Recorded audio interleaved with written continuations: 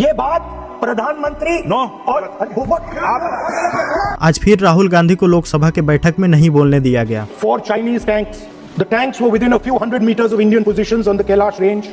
No sir, no sir, no sir. No, only started. No, please don't use. Rahul Gandhi Lok Sabha में एक किताब का जिक्र करते हैं जिसका नाम 4 स्टार ऑफ डेस्टिनी है और ये किताब पूर्व भारतीय सेना के चीफ जनरल मनोज मुकुंद नरवाड़े ने लिखा था। राहुल गांधी जैसे ही इस किताब के पहले पन्ने को कोट करते हैं तभी अमित शाह खड़े हो जाते हैं और बोलते हैं ये संसद के नियम के खिलाफ है, इसको आप नहीं जिक्र कर सकते हैं। किसने बताया? ये लिखा हुआ नहीं पढ़ सकते आप, अध्यक्ष ने ना बोला है, नहीं बोल सकते।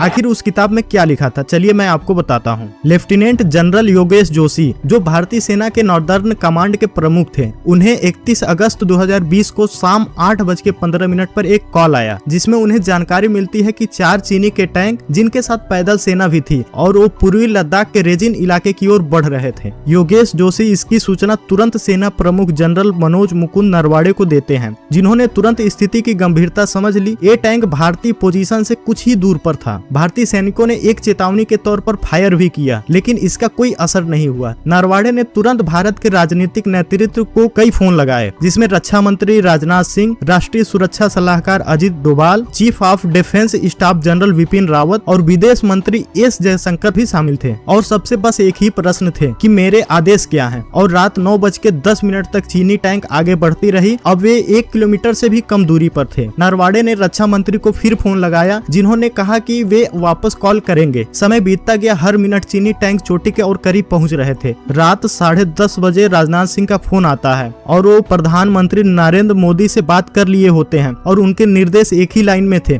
जो उचित समझो वो करो, यानी जो तुम्हें अच्छा लगे वो करो। अब ये सारी बातें राहुल गांधी संसद में उठाते हैं तो उनको नहीं बोलने दिया जाता है। और ऐसे ही जानकारी के लिए मेरे चैनल को सब्सक्राइब करें और फॉलो करें।